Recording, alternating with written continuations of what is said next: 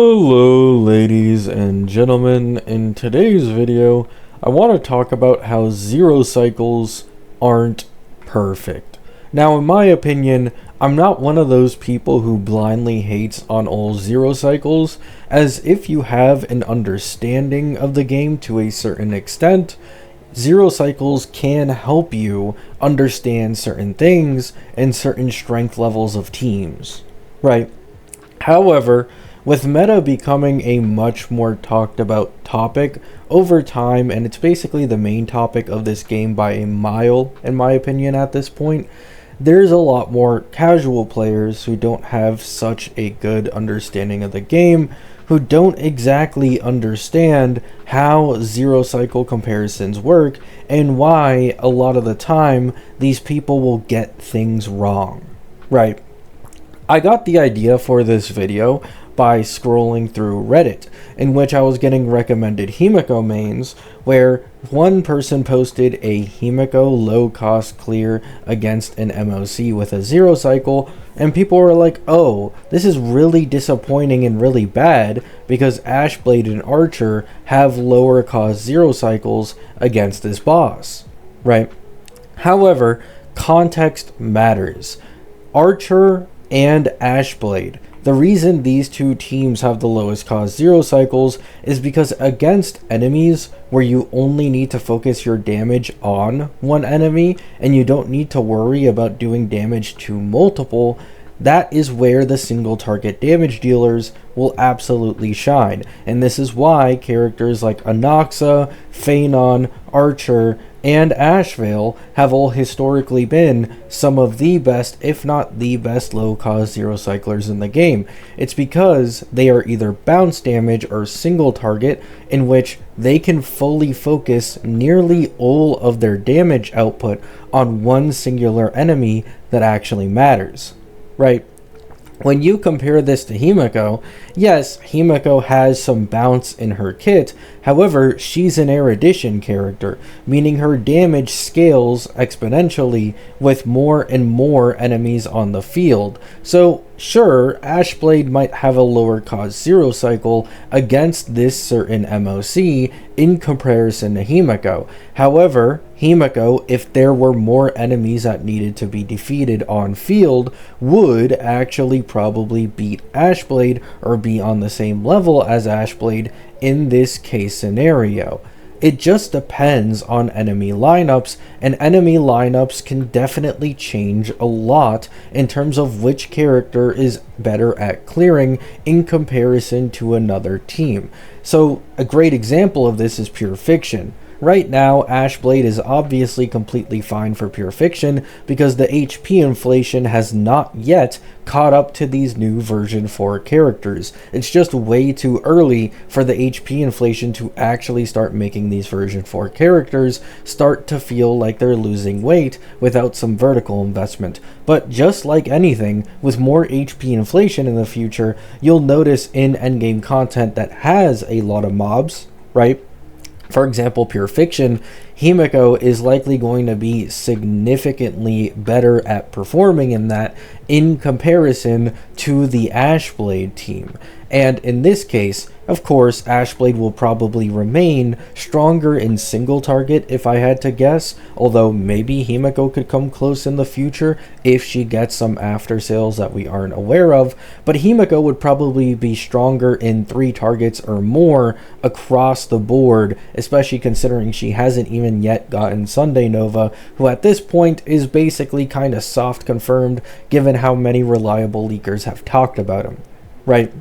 You need to understand not everything is black and white in lower cost zero cycles versus lower cost zero cycles. If you do not understand the context in which things are happening and all that, then of course you are going to get things wrong and misunderstand the value of a character. It's not always as simple as comparing low cost zero cycles in a single mode.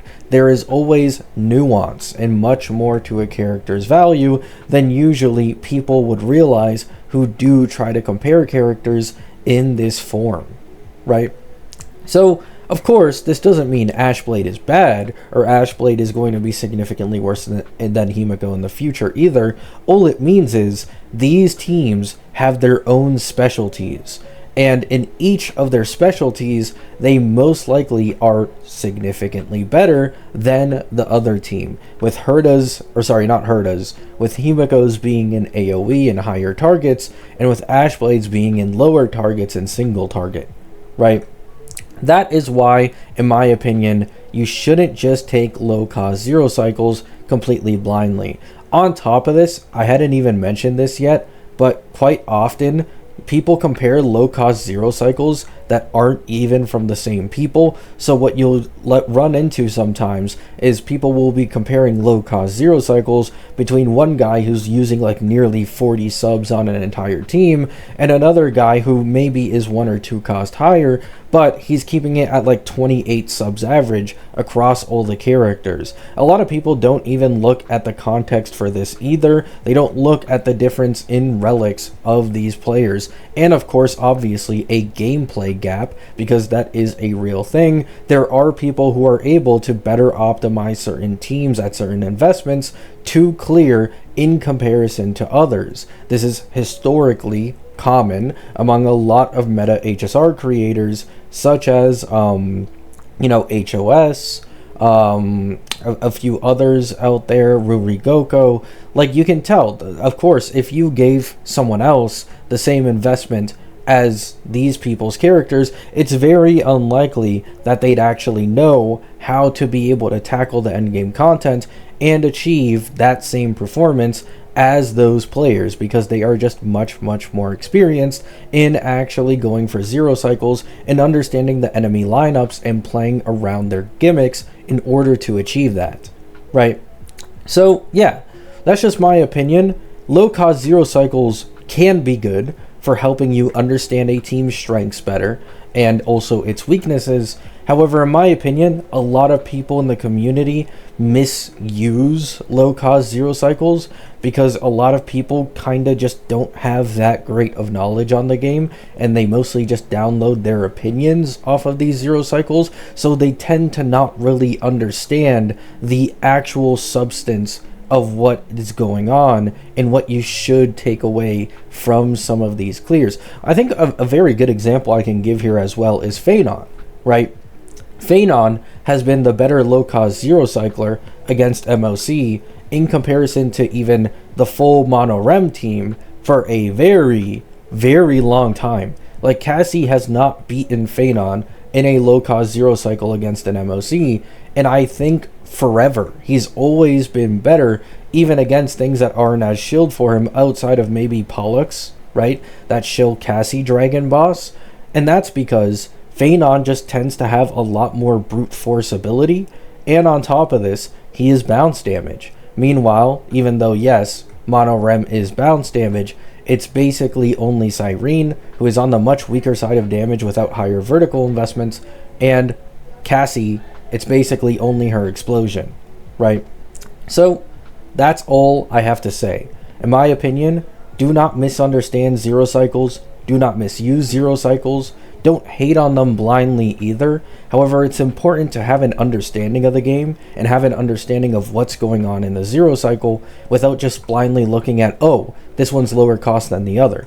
Something else that's also pretty common that I should mention is the use of E4 Welt. For example, this lowest cost Ash Veil clear that's like 1 or 2 cost against this Graphia boss versus Himiko's 3 cost zero cycle. Himiko's 3 cost zero cycle does not use E4 Welt and uses perfectly easily obtainable characters. Meanwhile, Ash Veil's used E4 Welt. Without E4 Welt, that just wouldn't happen, and he'd instantly go up 1 cost, and if Himiko also used E4 Welt in this case, then she might have also been able to reduce it by a cost as well. Once again, it's all about context, right? Love you all. Let me know what you guys think down in the comments. Hope you all have a great day. Hope you all have a great night, and peace out.